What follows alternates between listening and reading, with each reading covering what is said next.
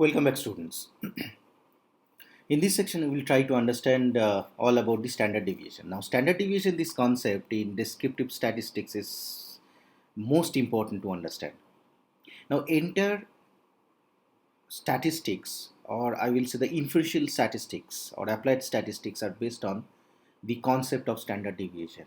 Later on, we will try to understand in upcoming lectures that what is all about the standard deviation and then how it is related to other parameters or the features, or how the standard deviation is important in the practical life when we are doing the data analysis.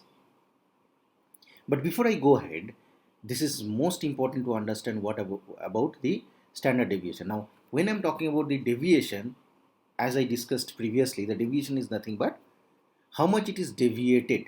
Okay, how much it is deviated from a certain point. Now, in previous cases, we discussed mean deviation about mean deviation about mode, mean deviation about median, right? That means nothing but the deviation from the central line. Also, we try to understand about the range and the coefficient of range, means how much it is deviated from the first point or the minimum point to maximum point, right? So those things we have understood. But what happens, there are so many ways and all. Previously in mean deviation, we did not consider the sign.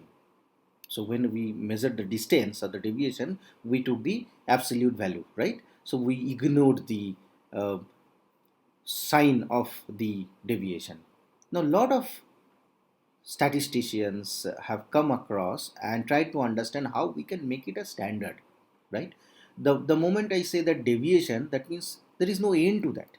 Let's take an example that you are a professor and you are teaching, let's say, BSc Stat students, right? So in that case, what will happen that you have corrected the paper, and in term result, you have come to know that average value of in term result for, let's say, 50 BSc students statistics paper is 60 out of 100. Okay, but this does not clarify that what is the range, what is the deviation, or how I can understand whether this class is doing well or not. That means, let's take an example. Though the average is 60, it may be possible out of 50 students, 10 students have got maybe 100, all, and remaining students have got less than 50, something like that. Okay, for the sake of example, I'm saying. So my main point is to say that even if I'm saying the average, it is not identified that okay, how much is the deviation, proper deviation, right? And how the students are scoring or working or putting their effort, right? Because only 10 students have got 100 out of 100, and remaining all got, let's say, 40, 35, 40, 50, and something like that. So there is a huge difference, though the average is 60. So in that case, what happens if I say that there is a standard deviation of 10? It means deviation, but the standard deviation is standard. That means if I say the average is 60 and the standard deviation is 10, that means plus minus 60, plus minus 10 from 60 is the range, or I will say all the students are falling in that particular region, right? That means 50 students have scored in between 50 to 70, wherein I am saying the average is 60, correct? So now it gives me an important concept, an important idea to talk about the standard deviation, and this is nothing but the standard deviation. If you try to refer the medical reports, you will always see the standard deviation is mentioned. That means, let's say that your blood pressure is 120 by 80, and the standard deviation is let's say 10, then 130 and 70 is considered. But if standard deviation is not given, even if it is 130 or 140, you will not be able to understand that where your population or the main population of your patients are falling, right? So hope you have understood, and in the next after this, you can see one video, animated video. Through that also you will understand the what is the standard deviation and the clarity you will get, right? So this is nothing but the standard deviation when I'm talking about the main concept of descriptive statistics. But the question is how we can calculate the standard deviation. One thing we should remember, that in standard deviation In mean deviation, we did not consider the sign, but in standard deviation, we will have to consider the sign. And that is the reason we are not taking any absolute value or the mod value, right? We are trying to do the square of that because considering sign, but as the distance cannot be negative, so what we are considering square of that, right? So this thing you need to remember before I tell you the formula and all. Now I will explain you this how this formula is coming and all. But before that, please understand, already we have discussed that there are two types of data, right? One is simple raw data and another is frequency related data, right? So one is raw data or discrete data, and another is frequency related data or class interval related data, correct? There are two types of data which we need to consider before we understand any kind of statistical formula. Now for raw data, the standard deviation, as I am telling you, that this is nothing but the deviation from one certain point. It may be x1, x2, x3, and I am considering this is from mean. So standard deviation, whenever I am trying to find out, it is not standard deviation, or sir, I will say that always the deviation I will measure from the mean, not from median, not from mode, or not from any other point or line. Is it clear? So when I'm trying to understand the deviation, how much it is deviated or how far is the distance, okay, of that particular point x1, x2, x3 or xi, whatever it is from mean. So this is the distance, right? What I said. Now in mean deviation, we took the absolute value. But I am telling you here, it may be minus, it may be plus. Why? Because let's say this is, I'm just giving example, this is mean. The point may be here also, the point may be here also, right? So when I'm doing xi minus x bar, this is the value, or for this case xi minus x bar will be negative. So this side may be negative, this side may be positive, right? Now, right? Xi minus x bar. So this is less. So this is negative and this is positive. Correct? So that is the reason what I am doing. I'm trying to take the square of that, right? And as like mean deviation or other deviation, I have taken the average of that. That means there may be x1, x2, x3, x4, x5, xn dot dot dot in different points. As I am taking the square, I need to take the square root of that. And this is nothing but the standard deviation formula for the discrete data. Hope you have understood how this formula has come. Now the moment you have understood this formula, okay, please understand other formulas are easy. Now this formula is for raw data. We need to remember another formula, okay, for our calculation purpose. Now I'm telling you very simple. Any type of question you are getting, you can use this formula in terms of raw data or the discrete data, right? But what happens sometimes at the time of calculation of coefficient of variance and all, this formula is little bit lengthy to calculate, okay, calculation. That is the reason we have another similar formula of that which we need to remember, which is summation of xi square divided by n minus x bar square. This is what xi square by n and summation is there minus x bar square, whole root of this.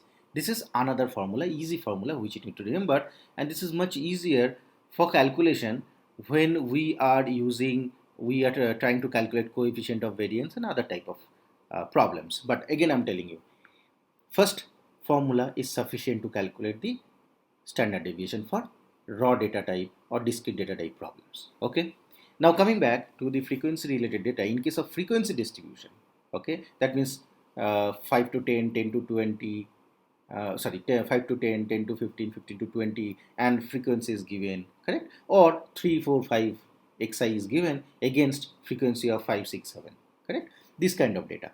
In that case, we have a formula which you need to remember. It's a frequency related. So what I am doing, anyhow, standard deviation always will be square root, right?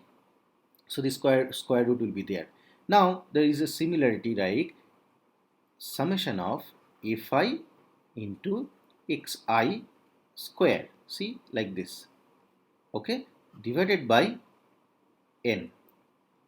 See, this is the similarity. Here only I am multiplying fi. Is it clear? fi.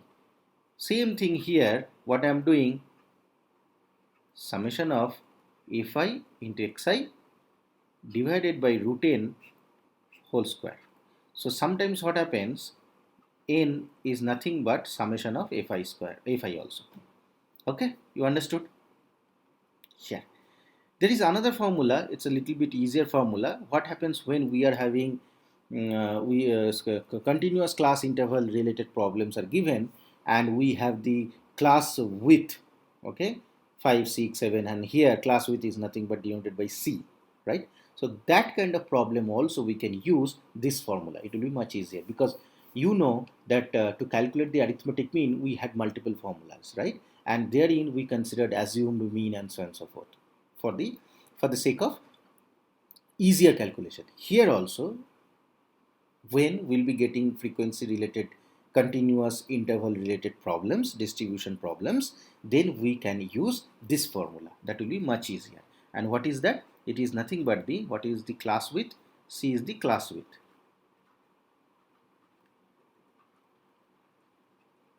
What is class width? Class width might, let's say 0 to 5, 5 to 10 it is given. So class width is 5. Okay.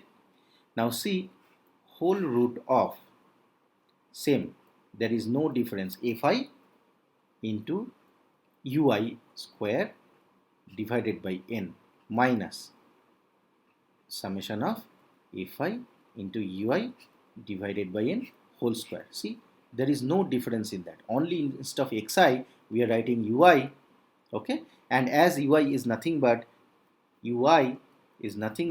assumed mean minus xi divided by c, so we are multiplying with the c outside. Hope you have understood how these formulas have come. Now you can ask me, Sumit, is this only the 4 types of formula? But honestly, let me tell you one thing. Different statistics book, different reference will give you different type of formulas, but the main crux of the formula is this one. If you remember these 4 formulas, okay, rather if you remember this first formula, you can easily conclude the second formula, because it is nothing but xi summation of xi square. This will be summation. This will be summation, sorry, because I'm not talking about only one point, it is a multiple point, right?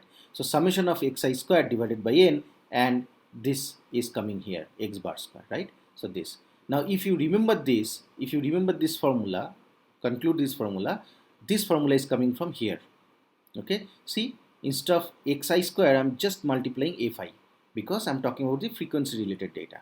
So summation of fi xi square divided by n minus summation of fi xi divided by n whole square, and square root is there. Why I am taking the square root? Because here in this case, in standard deviation, we are considering the sign of the deviation, and that is the reason we are taking square of that and then root. Okay, clear?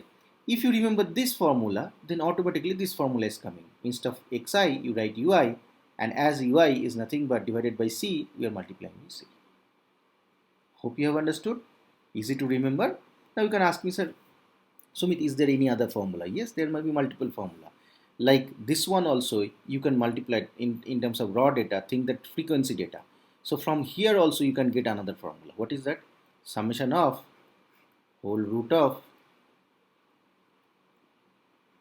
fi xi minus x bar whole square divided by n. Is there any difference? See, it is for raw data, this is for frequency data. Here fi is missing, here I am multiplying fi, that's it. So there is another, this is another formula, right? Clear?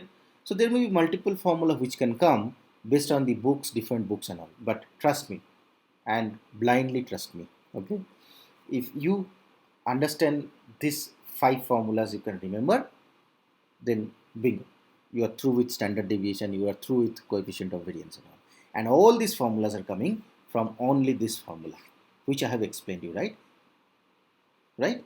And what is this xi minus x bar? Why you should do that? Because I have explained here. It is the deviation from mean. Always we are trying to find out the deviation from mean, and that is the reason xi minus x bar. That's it. Hope you have understood. See you in the next section.